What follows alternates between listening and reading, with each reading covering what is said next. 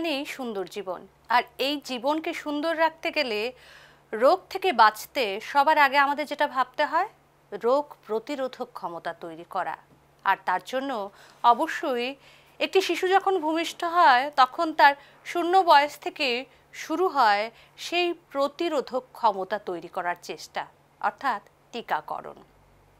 আমরা রয়েছি বিশ্ব টিকাকরণ সপ্তাহে, আর আজকে আমরা আলোচনা করব এই টিকাকরণ নিয়ে। আমাদের সঙ্গে আলোচনায় আজকে যিনি বিশেষজ্ঞ হিসেবে রয়েছেন আগরতলা আইএলএস হাসপাতালের কনসালটেন্ট পেডিয়াট্রিশিয়ান এবং নিউনেটোলজিস্ট ডক্টর সায়ন ভৌমিক। স্যার, আপনাকে অনেক অনেক স্বাগত। আমি শুরুতেই যেটা বললাম যে সুস্থ জীবন মানে সুন্দর জীবন, আর এই জীবনকে সুন্দর রাখতে গেলে সবার প্রথমে আমাদের যেটা দরকার রোগ প্রতিরোধক ক্ষমতা তৈরি করা, যেটা একটা শিশুর ক্ষেত্রে একেবারে শূন্য তার যখন বয়স থাকে তখন থেকেই আমরা দেখতে পাই যে বিভিন্ন ধরনের টিকাকরণ সেখানে তাকে দেওয়া হয় তার রোগ প্রতিরোধক ক্ষমতাটা তৈরি করার ক্ষেত্রে। শুরুতেই জানতে চাইব যে টিকাকরণ বা ভ্যাকসিনেশন, এই ভ্যাকসিনেশনটা কি এবং এর কি কি গুরুত্ব রয়েছে? দেখুন, ভ্যাকসিন টার্মটা এসেছে একটা ল্যাটিন শব্দ ভ্যাক্সা থেকে, যার অর্থ হলো গরু। এখন গরুর সাথে ভ্যাকসিনেশনের সম্পর্ক কি সেটা বুঝতে আমাদের আরও একটু পিছিয়ে যেতে হবে। সালটা ছিল 1796 সাল। তখন গুটি বসন্ত বা স্মল পক্স সারা পৃথিবীতে একটা মহামারীর আকার ধারণ করেছিল। এই রোগটা বহু শতক আগে থেকেই পৃথিবীতে ছিল এবং ওই সময়টাতে বিশেষত একটা মহামারীর আকার ধারণ করেছিল। বলা হতো যে এই রোগটা হলে 4 জনের মধ্যে 1 জন লোকই মারা যেত, এবং যারা জীবিত থাকতেন রোগটা থেকে তাদের নানা রকম ডিসেবিলিটি রয়ে যেত রোগটা সারলে পরেও। আব্রাহাম লিঙ্কন থেকে ধরে মোৎসার্ট সবারই সেই গুটি বসন্ত হয়ে গেছিল। তো সেই 1796 সালে একজন ব্রিটিশ ফিজিশিয়ান এডওয়ার্ড জেনার, যার নাম আমরা সবাই শুনেছি, তো উনি কি করলেন, উনি জেনার সাহেব এই গুটি বসন্ত নিয়ে রিসার্চ করতে গিয়ে উনি একটা খুব ইউনিক একটা কাজ করলেন। তখনকার সময় সেরকম ভ্যাকসিনের কনসেপ্টটা অতটা ছিল না। উনি কি করলেন যে ওই সময় গুটি বসন্ত ছাড়াও আরেকটা বসন্ত দেখা যেত যেটাকে বলা হতো কাউপক্স, যেটা মোস্টলি সেই গরুর হতো, মানুষেরও হতো, এবং সেটা ছিল গুটি বসন্ত থেকে অনেকটাই মাইল্ড। যেমন গুটি বসন্ত হলে 3 জনের মধ্যে 1 জনই মারা যেত, কিন্তু সেটার মধ্যে সেরকম ছিল না কিছু। তো উনি কি করলেন জেনার সাহেব, 8 বছরের একটা ছেলে, ওর মধ্যে উনি সেই কাউপক্সের জীবাণুটা ঢুকিয়ে দিলেন। কারণ উনি জানতেন কাউপক্স এমন মারাত্মক কিছু না, হয়তো রোগটা হলেও বাচ্চাটার বেঁচে যাবে, ওর তেমন কোনো ক্ষতি হবে না। দেখা গেল যথারীতি উনি যেরকম ভেবেছিলেন সেরকমই সেই কাউপক্সের জীবাণুটা বাচ্চাটার মধ্যে ঢুকিয়ে দেওয়ার পরে বাচ্চাটার রোগ হলো। 5-7 দিন সে একটু রোগে ভুগলো, কিন্তু তারপরে সম্পূর্ণ সুস্থ হয়ে গেল। তারপর জেনার সাহেব কি করলেন, ওই যে কাউপক্সটা ঢুকিয়ে দেওয়ার মোটামুটি 6 মাস পরে সেই যে মারণব্যাধি চিকেন পক্স, সেই চিকেন পক্সের জীবাণু সেম বাচ্চাটার মধ্যে উনি ঢুকিয়ে দিলেন। সবাই রুদ্ধশ্বাসে অপেক্ষা করছে কি হবে, সে কি বাঁচবে কিনা না। দেখা গেল মিরাকুলাসলি এই যে এত মারণব্যাধি চিকেন পক্স, সেটা ওই বাচ্চাটির কোনো ক্ষতি করতে পারল না। তো ওই কাউপক্স বা ভ্যাক্সার যে রোগটা, সেটা থেকেই এডওয়ার্ড জেনার সাহেব নামটা দিলেন ভ্যাকসিন। তো এখানে হলোটা কি, ব্যাপারটা কি করে ওর সেই বাচ্চাটা বেঁচে গেল কোনো রকম রোগ ছাড়া, সেটাই হলো ভ্যাকসিনের কনসেপ্টটা। ভ্যাকসিন বেসিক্যালি হলো জীবাণু। জীবাণু নর্মাল আমাদের যে জীবাণু থেকে যে রোগ হয় সেই জীবাণুই, সেটা পরিমিত পরিমাণে বা তার মারণ ক্ষমতাকে কমিয়ে বা পুরো জীবাণুটা না দিয়ে জীবাণুর কিছু অংশ মানুষের শরীরে ডেলিভারেটলি ইনজেক্ট করা হয়। এতে কি হয়, মানুষের শরীরের যে রোগ প্রতিরোধ ক্ষমতাটা আছে সেটা সেই জীবাণুটা খুব অল্প পরিমাণে যে জীবাণুটা ঢুকলো শরীরে সেটাকে চিনে রাখে, যাতে করে ভবিষ্যতে যখন আমার অ্যাকচুয়াল সেই রোগটা হবে, সেই জীবাণুটাই যখন আরও বেশি মাত্রায় আমাকে আক্রমণ করবে, তখন ওই যে শরীর চিনে রাখলো তার বিরুদ্ধে আগে থেকেই বডি একটা ইমিউনিটি তৈরি হয়ে রইল। তার ফলে কি হয়, যখন আমার অ্যাকচুয়াল ডিজিজটা হলো তখন সেই ডিজিজটা হয় শরীর ওটাকে হতে দিচ্ছে না, বা যদি হয়ও সেটা অনেক মাইল্ড আকারে হচ্ছে। তো বেসিক্যালি ভ্যাকসিন হলো গিয়ে জীবাণু বা জীবাণুর একটা অংশ বা জীবাণুর মারণ ক্ষমতা হ্রাস করে স্বল্প পরিমাণে যে শরীরে দেওয়া হলো সেটাই হলো গিয়ে ভ্যাকসিন। আজকের যুগে ভ্যাকসিনের গুরুত্ব অপরিসীম। যেমন আগে বলা হতো, আমি যেটা প্রথমেই বললাম, আগে এমন ছিল যে চিকেন পক্স যার হতো 4 জনের মধ্যে 1 জন লোক মারা যেত। সেই চিকেন পক্স এখন পৃথিবী থেকে সম্পূর্ণ নির্মূল হয়ে গেছে। বেসিক্যালি চিকেন পক্স একমাত্র রোগ যেটা আজ পৃথিবী থেকে সম্পূর্ণভাবে নির্মূল হয়ে গেছে। কি করে হলো? সেই ভ্যাকসিন। সিমিলারলি 1980-র দশকে দেখা যেত ভারতের মধ্যে 10 জনের মধ্যে 2 জন নবজাতক সেই টিটেনাস রোগে মারা যেত, কারণ তখন সেরকম ভ্যাকসিনের প্রেভ্যালেন্স ছিল না। এছাড়াও 2000 সালের এদিকে যখন মোটামুটি সেই ওটা টিটেনাসের প্রাদুর্ভাবটা কমলো, তখন দেখা গেল যে প্রচুর বাচ্চা নিমোনিয়ার মধ্যে ওদের নিমোনিয়া হচ্ছে, নিমোনিয়াতে মৃত্যুও হচ্ছে, যার ফলে আমাদের আন্ডার 5 মর্টালিটি রেট অনেক বেশি ছিল। এখন আপনি দেখুন আজকের যুগে টিটেনাস অত্যন্ত রেয়ার, শোনাই যায় না, নিমোনিয়াও অনেক কম হচ্ছে।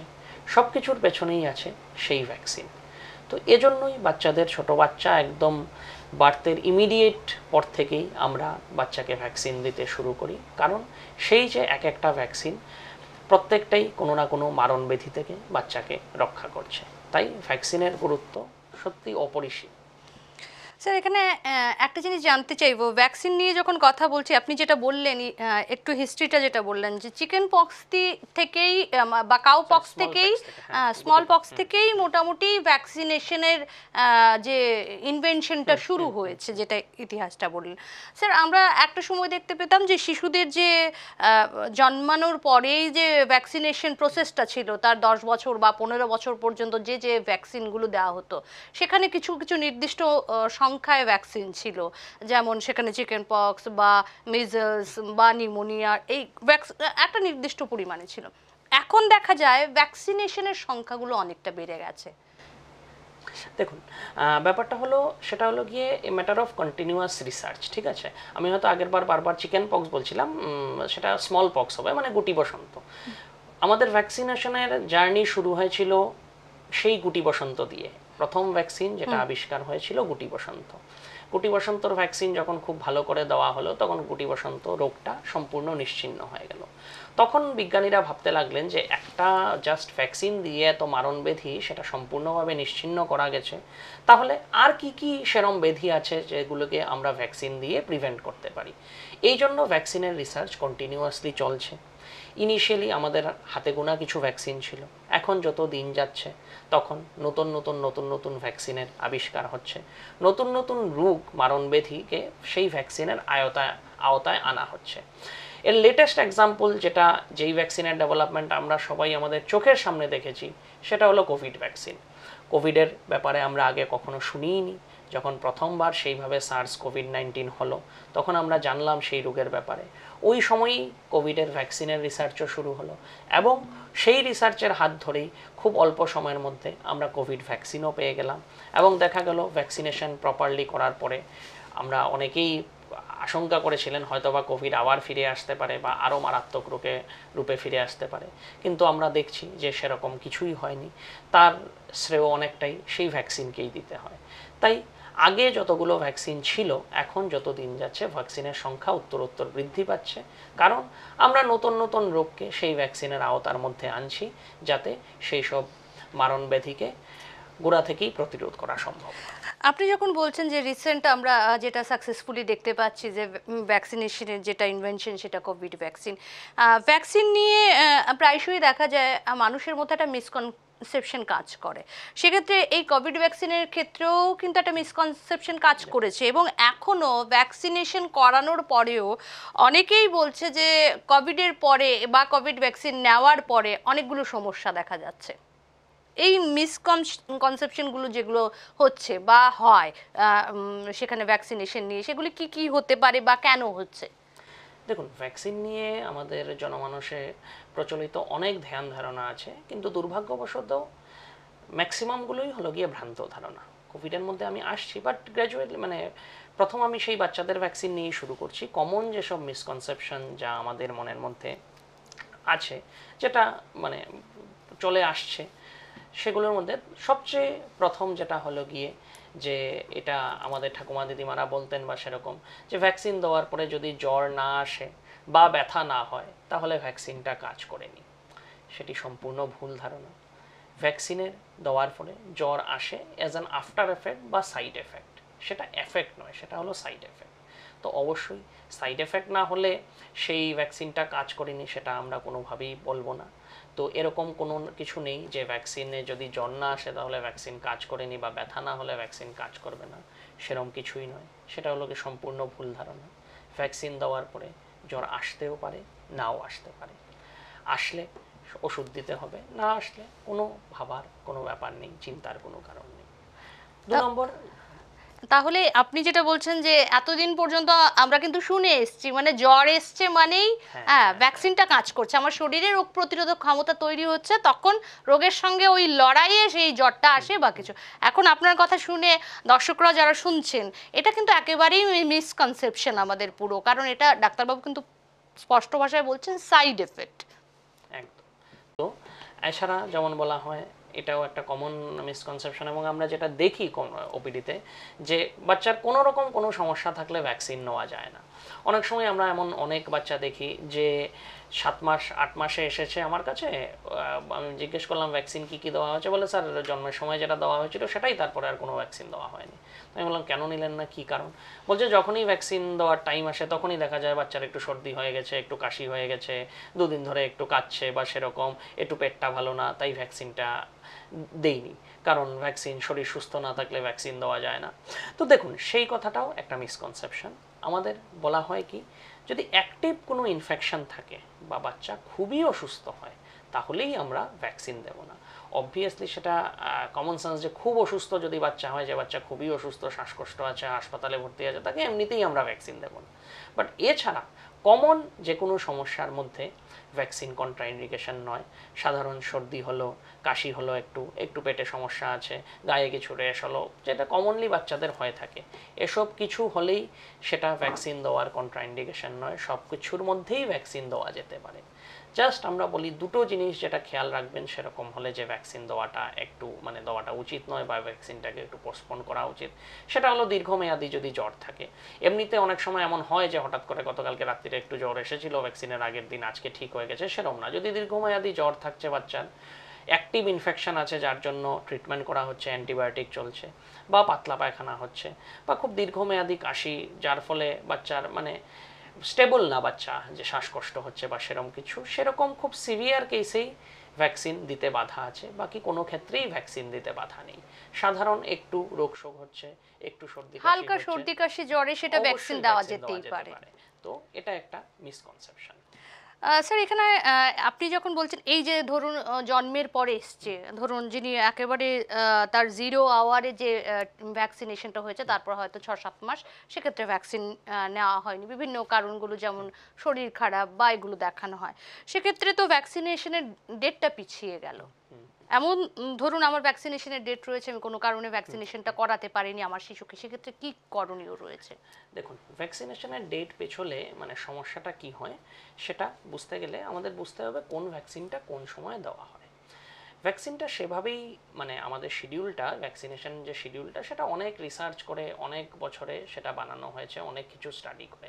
তো ভ্যাকসিনটা কোন সময় দেওয়া হয় সেটার প্রিন্সিপালটা হলো, যে বয়সে বাচ্চার যে রোগটা হয় ঠিক তার আগে ভ্যাকসিনটা দিতে হবে। যেমন ধরুন, আমি একটা সিম্পল এক্সাম্পল বলছি, যে ফ্লু ভ্যাকসিন আমরা দিই 6 মাস বয়সে। কেন 6 মাস বয়সে দেওয়া হয়? ইউজুয়ালি দেখা যায় 6 মাসে বাচ্চার, 6-7 মাসে বাচ্চার অন্নপ্রাশন হয়, 6 মাসের পরে বাচ্চাকে একটু বাড়ি থেকে বের করা হয়। 6 মাস পর্যন্ত মোস্ট কেসেসে বাচ্চা বাড়িতেই থাকে, 6 মাসের পরে বাচ্চাকে একটু বাড়ি থেকে বের করা হয়, অন্যান্য লোকের সংস্পর্শে আসে, বাইরে যায়, বা যখন অন্নপ্রাশন হয় বা সেরকম কিছু হয়, বাড়িতে অনেক লোকের সমাগম ঘটে, তখন কি হয়, ওই বাইরের অন্য লোক থেকে বা অন্য বড় মানুষ থেকে বাচ্চার সেই ফ্লু বা ইনফ্লুয়েঞ্জা সেরকম সর্দি কাশির সংক্রমণের সম্ভাবনা থাকে, ট্রান্সমিশন হচ্ছে, তখন ট্রান্সমিশনটা হচ্ছে। এই জন্যই ঠিক 6 মাসে আমরা সেই ইনফ্লুয়েঞ্জা ভ্যাকসিনটা দিয়ে দিচ্ছি, যাতে বাচ্চা যখন বাইরে বেরোবে বা যখন সেরকম হবে, যখন সে ওই জার্মের সংস্পর্শে আসবে, বাচ্চা অলরেডি তার শরীরে সেই ইমিউনিটিটা তৈরি হয়ে থাকবে। তো সেটাই হলো ভ্যাকসিনের প্রিন্সিপালটা। তো এখন ধরুন আমি ওই ফ্লুর এক্সাম্পল দিয়েই বলছি, সাপোজ 6 মাসে ফ্লু ভ্যাকসিনটা দেওয়ার কথা, কোনো কারণে ভ্যাকসিনটা দেওয়া গেল না, বা আপনি ভাবলেন যে ঠিক আছে 6 মাসে বলেছে, কি আছে আমি 8 মাসে দেবো। তখন যা হতে পারে, 6 মাসে বাচ্চাটা বাইরে বেরোলো বা ওর অন্নপ্রাশন হলো, কোনো একটা সোশ্যাল গ্যাদারিং হলো, বাচ্চার মধ্যে ইমিউনিটি নেই, তো তখন ওই যে জার্মটা বাচ্চাটাকে অ্যাটাক করবে, করে বাচ্চার সেই রোগটা হয়ে যাবে, যেটা কিনা যদি ভ্যাকসিন সময় মতো নেওয়া হতো সেটা প্রিভেন্টেবল হতো। তাই যদি কোনো একটা ভ্যাকসিনের ডেট মিস হয়, তার মানে কি ওই যে রোগটা, যে রোগের ভ্যাকসিনটা তখন দেওয়ার কথা, সেই রোগটা বাচ্চাকে আক্রমণ যদি করে তাহলে বাচ্চার ইমিউনিটিটা থাকবে না। এজন্যই যখনই ভ্যাকসিনের কোনো ডেট মিস হয় সেটা যত তাড়াতাড়ি সম্ভব দিয়ে দেওয়াটা উচিত। কারণ তাহলে কি হবে, আমরা আননেসেসারি বাচ্চাকে সেই যে রোগটা যেটা ভ্যাকসিন দিয়ে প্রতিরোধ সম্ভব হতো তার প্রতি বাচ্চাটা ভালনারেবল থাকবে এবং সেই রোগটা হয়ে যাওয়ার একটা আশঙ্কা থাকবে। এই জন্যই যদি কোনো কারণে ভ্যাকসিন না নেওয়া যায়, তো আমাদের চেষ্টা সেটাই থাকবে যত তাড়াতাড়ি সম্ভব সেই শিডিউল ভ্যাকসিনটা সেই সময়ে যাতে দিয়ে দেওয়া যায়। স্যার এখানে একটা জিনিস জানতে চাইবো, আপনি যখন বলছেন যে নির্দিষ্ট বয়সের জন্য, যে বয়সে ধরুন যে রোগটা হবে তার আগেই ভ্যাকসিনেশনটা করানো উচিত, সেক্ষেত্রে এখন আমরা দেখতে পাই যে একেবারে যখন শিশু জন্মায়, জন্মানোর পরেই তাকে ওই শূন্য সময়টুকুতেই তাকে হেপাটাইটিসের ভ্যাকসিনেশনটা করানো হয়, সেটা কেন স্যার? হ্যাঁ দেখুন, ওটাই আমি যেটা মানে বললাম। সেটা মানে কত বছর বয়সে একটা বাচ্চার হেপাটাইটিসে আক্রান্ত হওয়ার সম্ভাবনা থাকে? দেখুন, হেপাটাইটিসে বাচ্চা যদি মার হেপাটাইটিস থাকে তাহলে বাচ্চা জন্মের আগেই হেপাটাইটিসে আক্রান্ত হতে পারে, জন্মের ইমিডিয়েট পরে হেপাটাইটিসে আক্রান্ত হতে পারে, বা যে কোনো সময়ে হেপাটাইটিসে আক্রান্ত হতে পারে। তো কী কারণে গভর্নমেন্ট অফ ইন্ডিয়া সেই হেপাটাইটিস বির ভ্যাকসিনেশন ইউনিভার্সালি করা হলো? কারণ সিম্পল, আমাদের বিশাল দেশ, সববার সব ক্ষেত্রে সব মায়ের পরীক্ষা করা সম্ভব হচ্ছে না, কার হেপাটাইটিস আছে বা নেই সেটা আমরা জানতে পারছি না। তো যেই বাচ্চার যাতে একদম 0%ও রিস্ক, 0.1%ও রিস্ক না থাকে, এই জন্যই জন্মের সঙ্গে সঙ্গে হেপাটাইটিস বি ভ্যাকসিন দেওয়া হচ্ছে। যদি কোনো কারণে মার হেপাটাইটিস বি হয়েও থাকে যেটা উনি জানেন না, তাহলেও বাচ্চা প্রোটেক্টেড থাকবে। এছাড়াও আর যে দুটো ভ্যাকসিন দেওয়া হচ্ছে সেটা হলো গিয়ে বিসিজি আর ওরাল পোলিও ভ্যাকসিন।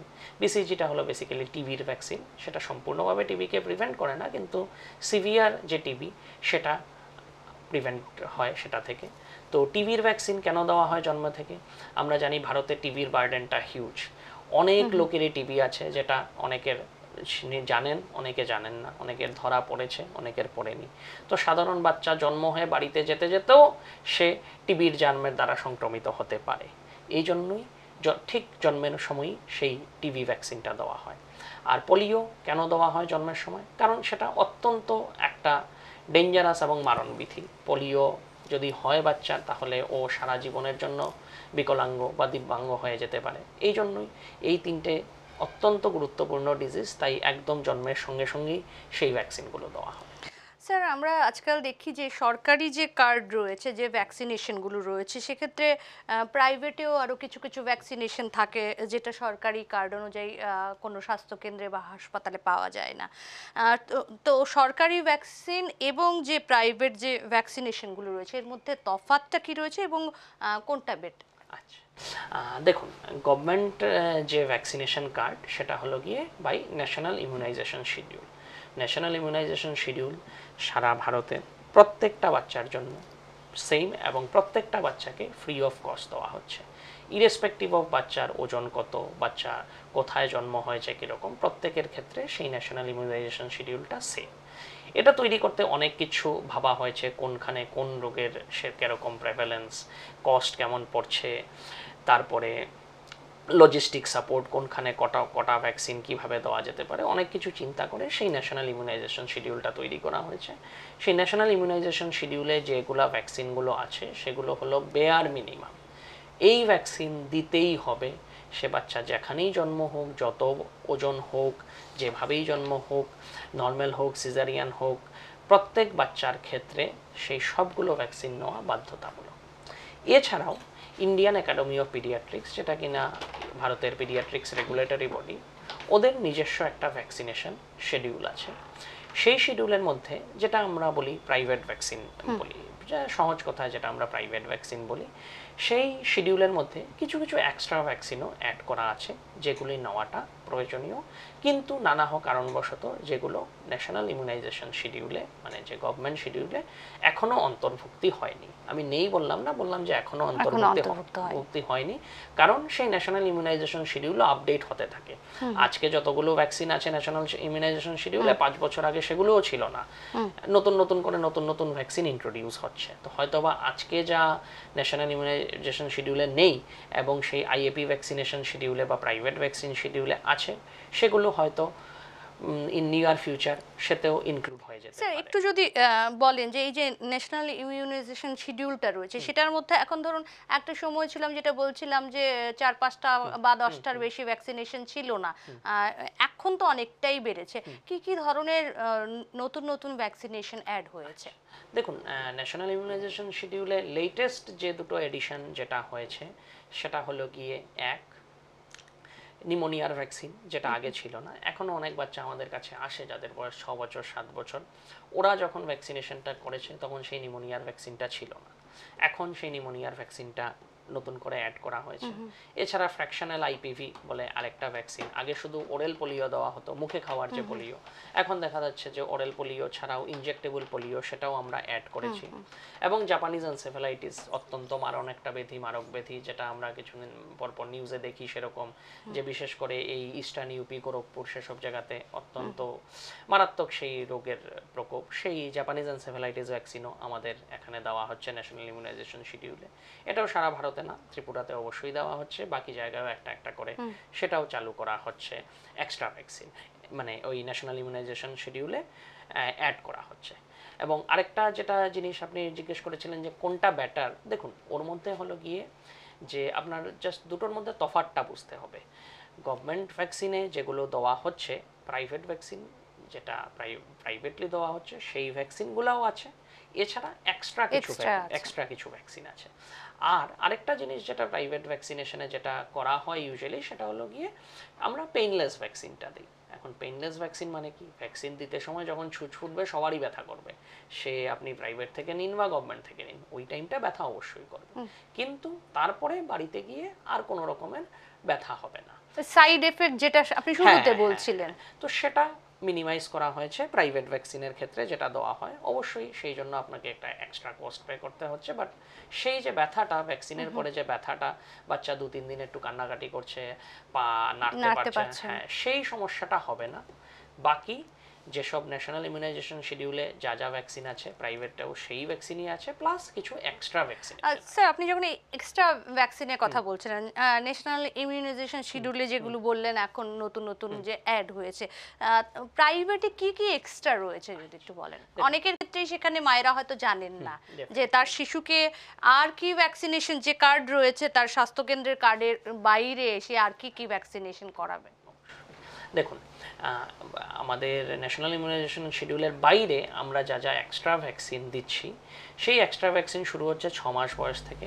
প্রথম দেওয়া হচ্ছে ফ্লু, 6 মাস বয়সে ফ্লু ভ্যাকসিন দেওয়া হচ্ছে, তারপরে টাইফয়েড, তারপর 9 মান্থে মেনিঙ্গোকক্কাল ভ্যাকসিন, যেটা অপশনাল ভ্যাকসিন, সবার ক্ষেত্রে না, কিছু বিশেষ ক্ষেত্রে মেনিঙ্গোকক্কাল ভ্যাকসিন দেওয়া হয় 9 মান্থে।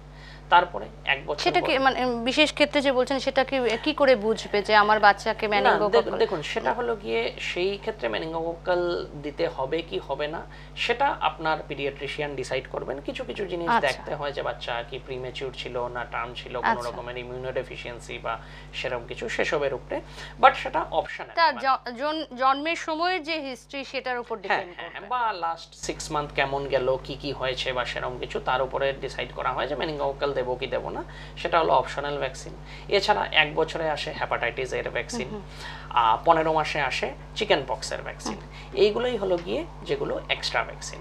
তার মধ্যে কিছু ভ্যাকসিন খুবই গুরুত্বপূর্ণ, বিশেষ করে টাইফয়েড, যেটা খুবই কমন আমাদের এখানে, অহরহ টাইফয়েড ভ্যাকসিন হচ্ছে, মানে টাইফয়েড রোগ হচ্ছে, তো typhoid vaccine one very important vaccine.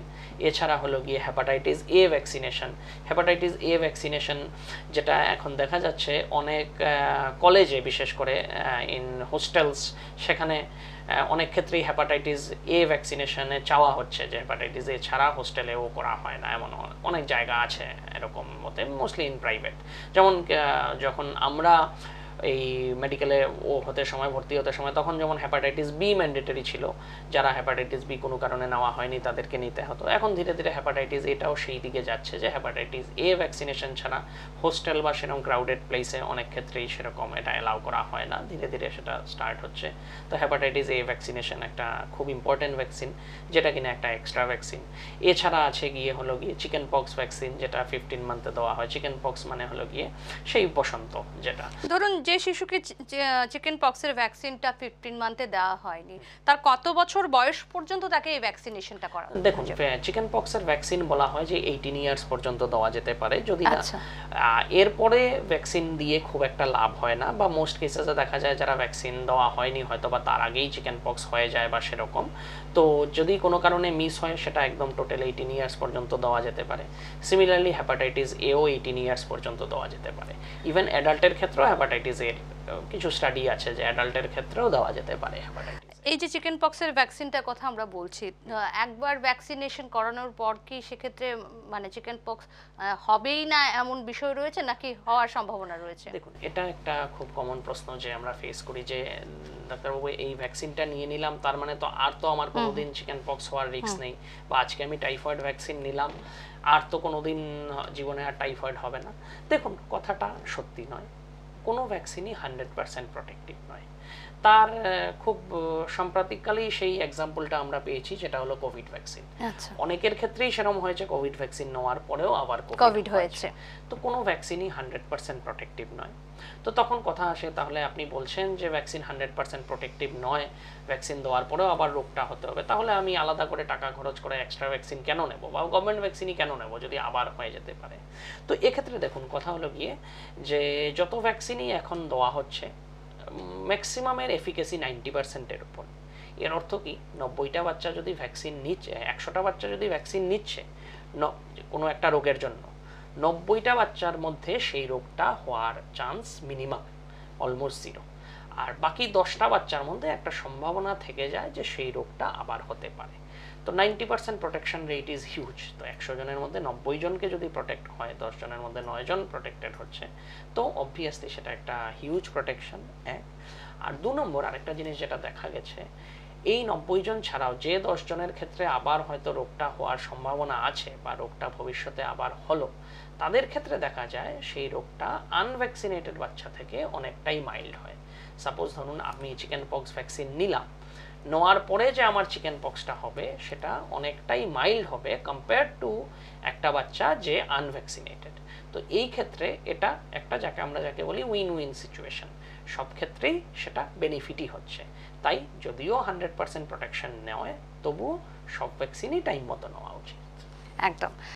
আমরা ভ্যাকসিনেশনের কি কি গুরুত্ব রয়েছে বা উপকারিতা রয়েছে গোটা বিষয়গুলো নিয়ে আলোচনা করছি। এই মুহূর্তের জন্য যাব একটা ছোট্ট বিজ্ঞাপন বিরতি, বিরতির পর আবারও ফিরে আসবো এই আলোচনায়। আপনার স্বাস্থ্য আপনার দায়িত্ব, আর এর জন্য প্রয়োজন নিয়মিত স্বাস্থ্য পরীক্ষা। তাই আইএলএস হাসপাতাল আপনার জন্য নিয়ে এসেছে বিশেষ health packages. Master health checkup মাত্র ৯,৮৭০ টাকা, মিনি মাস্টার হেলথ চেকআপ মাত্র ৪,৭৫০ টাকা, কমপ্লিট কার্ডিয়াক চেকআপ মাত্র ৩,৭৫০ টাকা, কমপ্লিট লিভার চেকআপ মাত্র ৩,৭৫০ টাকা, কমপ্লিট কিডনি চেকআপ মাত্র ২,৭৫০ টাকা। বিস্তারিত জানতে আজই কল করুন 8974050300 এই নম্বরে। বিরতির পর আমরা আবারও ফিরে এলাম। আমাদের যে আলোচনা ছিল ভ্যাকসিনেশন, ওয়ার্ল্ড ভ্যাকসিনেশন উইকে যখন আমরা চলছি তখন এই ভ্যাকসিনেশন নিয়ে আমাদের আলোচনা আজকে, এবং বেশ কিছু গুরুত্বপূর্ণ বিষয় কিন্তু ডাক্তারবাবু আমাদের সামনে তুলে ধরলেন। ডাক্তারবাবু, একটা জিনিস জানতে চাইবো যে আমরা যখন কথা বলছি ভ্যাকসিনেশন নিয়ে, সেটা শুরু হচ্ছে শিশুদের নিয়ে। একেবারে একটা শিশু যখন জন্মায় তার 0 বয়স থেকে তার ভেতর রোগ প্রতিরোধ ক্ষমতা তৈরি করা। এবারে ধরুন যাদের ভেতর ছোট থেকে কোনো ধরনের ভ্যাকসিনেশন দেওয়া হয়নি বা ভ্যাকসিনেশন অনেকগুলো মিস হয়ে গেছে, সে এখন প্রাপ্তবয়স্ক, সেক্ষেত্রে অ্যাডাল্ট ভ্যাকসিনেশন সম্পর্কে যদি কিছু বলেন। দেখুন, একটা অ্যাডাল্ট ভ্যাকসিন তো আমরা অলমোস্ট যারা দেখছি এবং যারা বলছি সবাই দিয়েছি, সেটা হলো কোভিড ভ্যাকসিন। এছাড়াও কিছু কিছু অ্যাডাল্ট ভ্যাকসিন আছে, মানে ইরেসপেক্টিভ অফ আমি আগে দিয়েছি কি দেইনি, তবুও কিছু অ্যাডাল্ট ভ্যাকসিন যেগুলো দেওয়া যেতে পারে। আপনারা অনেকেই জানবেন যাদের বাড়িতে বৃদ্ধ প্যারেন্টস বা সেরকম বৃদ্ধ ঠাকুমা দিদিমা আছে, বৃদ্ধদের ক্ষেত্রে যেটা একটা ভ্যাকসিন আমরা কমনলি দেই সেটা হলো ফ্লু ভ্যাকসিন, বছরে একবার করে। এছাড়াও নিউমোনিয়া ভ্যাকসিন দেওয়া হয় বৃদ্ধ বয়সে, অ্যাবাভ 60 ইয়ার্স এর ক্ষেত্রে। ওদের ক্ষেত্রে কি হয়, সেই নিউমোনিয়ার প্রকোপ বা ফ্লুর প্রকোপ থেকে অনেকটাই রক্ষা পাওয়া যায়। এছাড়াও আমি যেটা বললাম, কিছু কিছু ভ্যাকসিন আছে, যেমন ধরুন হেপাটাইটিস এ এবং টাইফয়েড 18 ইয়ার্স পর্যন্ত, টিল অ্যাডাল্ট লাইফ পর্যন্ত দেওয়া যায়। বাট ন্যাশনাল শিডিউলে যেসব ভ্যাকসিন আছে ম্যাক্সিমামগুলোই অ্যাডাল্ট লাইফে আর খুব একটা গুরুত্ব নেই, কারণ ওইটা ওই সময়ের জন্যই ডিজাইন করা। যদি ওই সময়টা পেরিয়ে যায় এবং বাচ্চা যদি সুস্থ থাকে, তারপরে যদি সে অ্যাডাল্ট হয়ে যায়, তাহলে সেই ভ্যাকসিনগুলোর খুব একটা প্রয়োজনীয়তা নাই, with the exception being hepatitis B. Hepatitis B universally সবার জন্য প্রযোজ্য, এবং এমএমআর ভ্যাকসিনও যদি কোনো কারণে না নেওয়া থাকে সেটাও অ্যাডাল্ট পর্যন্ত দেওয়া যেতে পারে। বাট বাকি ভ্যাকসিন ইউজুয়ালি অ্যাডাল্ট লাইফে আর খুব একটা রোল নেই। বেশিরভাগ ক্ষেত্রেই আন্ডার 18 সমস্ত ভ্যাকসিনেশনগুলো কমপ্লিট করে নিতে হয়। আর আমরা যদি বলি শুধুমাত্র আপনি যেটা বলছেন হেপাটাইটিস বি যেটা রয়েছে সেটা কিন্তু আপনাদের প্রত্যেকের ক্ষেত্রে প্রযোজ্য। এবং আপনার কথা ধরে যদি বলি যে যেটা বলছিলেন যে বয়স্কদের ক্ষেত্রে আপনারা হয়তো অনেকেই জানেন না বা অনেকে জানেন, তবু আরও একবার ডাক্তারবাবু যেহেতু বললেন, যাদের ঘরে সেখানে বৃদ্ধ মা বাবা রয়েছে, সেখানে শিশুদের যেমন ফ্লু ভ্যাকসিনেশনের একটা অপশন রয়েছে 6 মাস বয়সে, সেখানে আপনার ঘরে কোনো বৃদ্ধ মা বাবা থাকলে কিন্তু সেখানেও ফ্লু ভ্যাকসিনের অপশন রয়েছে, কারণ ওই বয়সটা একেবারে শিশু আর বৃদ্ধদের ইমিউনিটি পাওয়ারটা কমে যায়। সে ডাক্তারবাবু, আমরা আলোচনা অনেকটাই এগিয়ে এসেছি, এবারে জানতে চাইব, শুরুতেই বলেছি আইএলএস হাসপাতালের বিশেষজ্ঞ হিসেবে আপনি রয়েছেন, আইএলএস হাসপাতালে কি কি ভ্যাকসিনেশন করানো হয়? দেখুন, আইএলএস হসপিটালে এই যে আইএপি শিডিউলে যত ভ্যাকসিন আছে আমরা সব কিছুই ভ্যাকসিন সেখানে দেই, ইনক্লুডিং যে এই যে এক্সট্রা ভ্যাকসিন বা নিউয়ার ভ্যাকসিন সবই দেওয়া হয়। এবং আমাদের ভ্যাকসিন সম্পূর্ণ পেইনলেস ভ্যাকসিন, কোনো রকম পেইন হয় না বা সেরকম কিছু না, আমরা সেই পেইনলেস ভ্যাকসিনটাই দেই প্রত্যেকের ক্ষেত্রে। এছাড়াও অ্যাডাল্ট ভ্যাকসিনেশন সেসবও আমাদের এখানে হয়। বা কিছু কিছু ভ্যাকসিন থাকে, যেমন ট্রাভেলার্স ভ্যাকসিন, পার্টিকুলার কোনো জায়গায় ট্রাভেল করতে গেলে সেরকম ওই গাইডলাইন থাকে যে কিছু কিছু ভ্যাকসিন নিতে হয়, সেই বিফোর ট্রাভেলিং যেসব ভ্যাকসিন দরকার সেসবও আমরা দিই।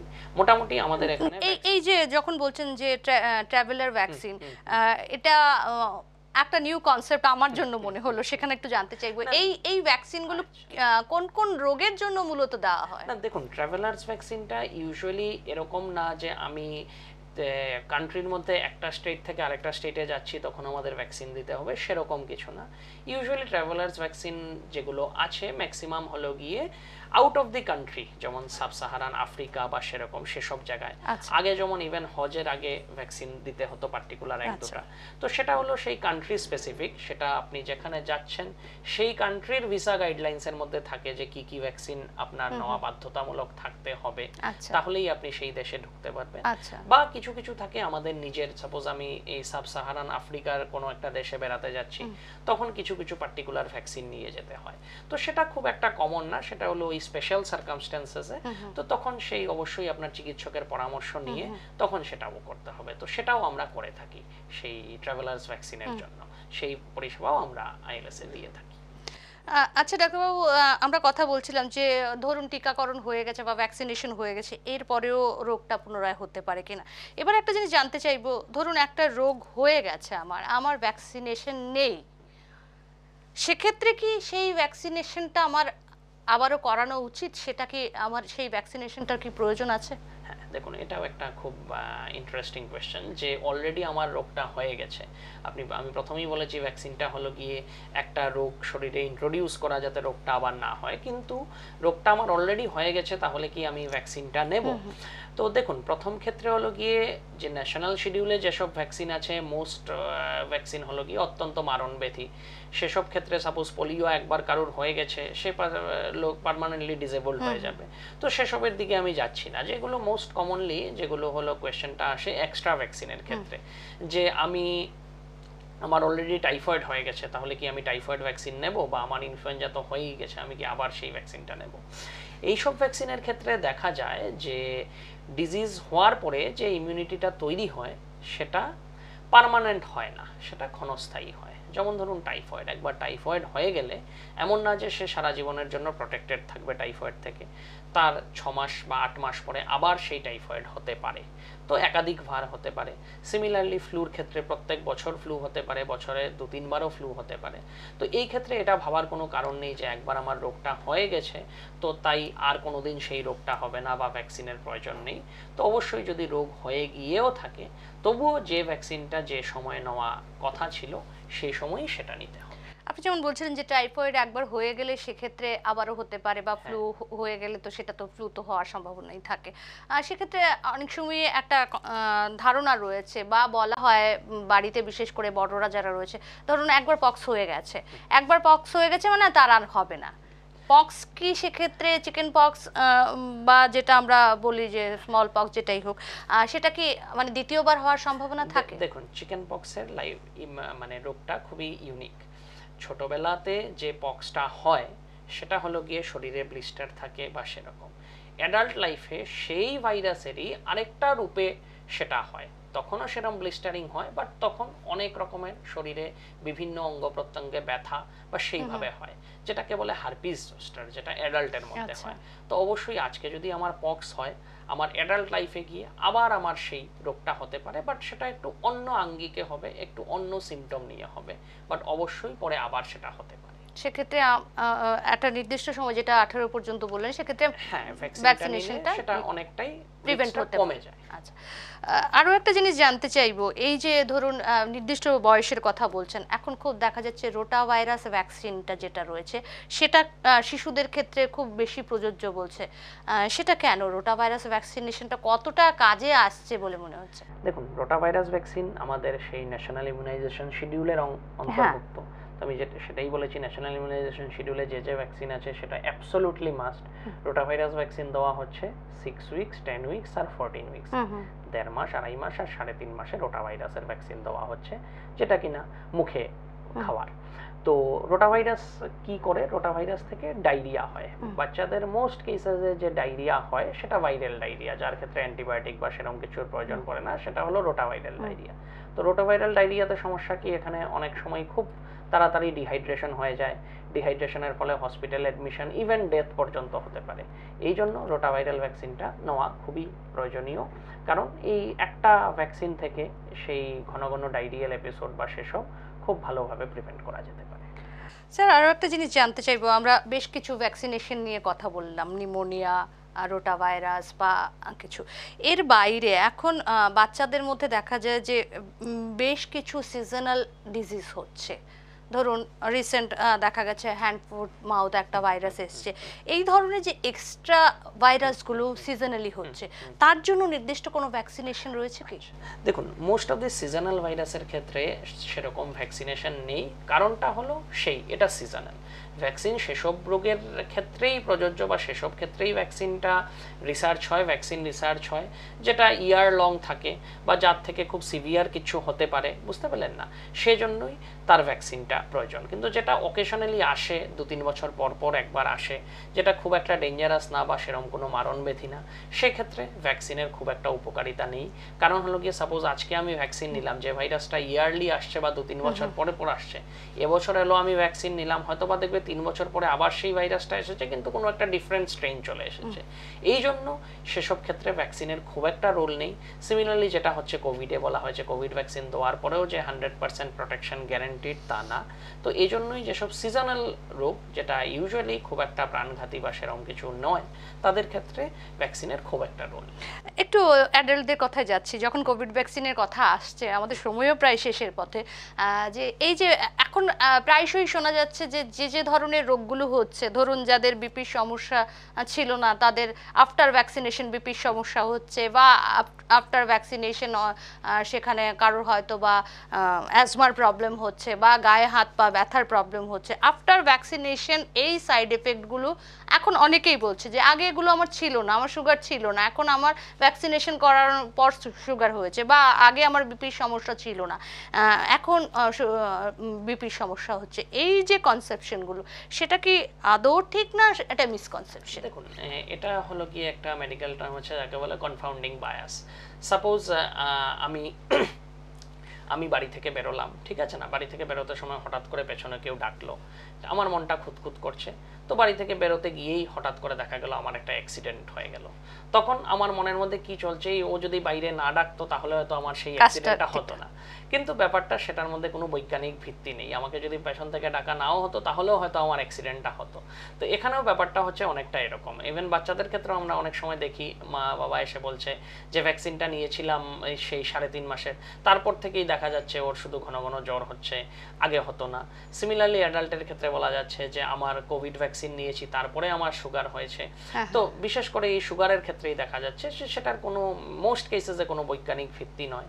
ম্যাক্সিমাম যারা ভ্যাকসিনেট হয়েছেন সেই ক্ষেত্রে এই সুগারের কমপ্লেনটা সেটা ইয়ং অ্যাডাল্টসদের ক্ষেত্রেই দেখা গেছে, যারা 27-28 বছরে ভ্যাকসিন নিয়েছেন ওরা কমপ্লেন করছেন এটা লেটার লাইফ, আমার 3 বছর পরে আমার সেই সুগার ধরা পড়েছে বা সেরকম। সেটা মোস্ট কেসেস সেটা এজ রিলেটেড ভ্যাকসিন না নিলেও হয়তো সেটা ওই সময় ধরা পড়তো বা হাই বিপিটা হয়ে যেত। কারণ যে কোনো একটা ভ্যাকসিন মার্কেটে ছাড়ার আগে, কোভিড ভ্যাকসিনটা অবশ্যই একটু তাড়াতাড়ি হয়েছে, বাট বাকি যেসব বিশেষ করে এই বাচ্চাদের ক্ষেত্রে যেসব ভ্যাকসিন এসেছে এক্সটেন্সিভ রিসার্চ করা হয়, প্রথমে অ্যানিম্যাল মডেলে, তারপরে হিউম্যান মডেলে। হিউম্যানদের ভ্যাকসিন দেওয়ার পরে 5-10 বছর অবজার্ভ করা হয় যে কোনো রকমের কোনো সাইড এফেক্ট হচ্ছে কিনা না, এবং তারপরেই ভ্যাকসিনটা মার্কেটে ছাড়া হয়। কোভিড ভ্যাকসিনের ক্ষেত্রে এতটা করা সম্ভব হয়নি কারণ সেটা একটা ইমার্জেন্সি ছিল, গ্লোবাল প্যান্ডেমিক ছিল। বাট বাকি ইন মোস্ট কেসেসে সেটা হলো কি মিসকনসেপশন, যাই ভ্যাকসিন আমরা দিচ্ছি এর অলমোস্ট অ্যাবসলিউটলি সেফ এবং লং টার্ম কোনো সাইড এফেক্ট নেই। আমাদের সময়ও প্রায় শেষ হয়ে এসছে। আমরা যখন আলোচনা করছি ওয়ার্ল্ড ভ্যাকসিনেশন উইকে বসে যখন আলোচনা করছি, একেবারে শেষ দিকে কি মেসেজ দিতে চাইবেন? দেখুন, আমার মেসেজ সেটাই হবে যে কখনোই ভ্যাকসিন স্কিপ করবেন না। Government of India free of cost এতগুলো রোগের ভ্যাকসিন, প্রায় 20টা রোগের ভ্যাকসিনের আমাদেরকে ফ্রি অফ কস্ট দিচ্ছে। এত রিসার্চ গেছে এই ভ্যাকসিনের পেছনে, সব রিসার্চ করে সব সম্পূর্ণ মানে সেফটি এবং এফিকেসি এস্টাবলিশ করার পরেই ভ্যাকসিন মার্কেটে আসে। তাই অবশ্যই কোনো রকম কোনো ভ্যাকসিন দিতে কুণ্ঠাবোধ করবেন না। যখন যে ভ্যাকসিনের টাইমলি ভ্যাকসিনেটটা করবেন, কারণ সাধারণ এই ভ্যাকসিনের দুটো এই ছুঁচ ফোটানোর ফলে 2 দিন কান্নাকাটি করার পরে সে যে প্রোটেকশনটা পেল, সব রকম অনেকগুলো মারণব্যাধি থেকে বাচ্চা আপনার প্রোটেকশনটা পেল। এবং তাই কোনোভাবেই ভ্যাকসিন স্কিপ করবেন না। একটু সাময়িক একটু কষ্ট হলেও লং টার্ম ক্ষেত্রে তার গুরুত্ব অপরিসীম। একদম। অনেক অনেক ধন্যবাদ ডাক্তারবাবু আপনাকে, এতক্ষণ অনেক গুরুত্বপূর্ণ পয়েন্টগুলো তুলে ধরলেন।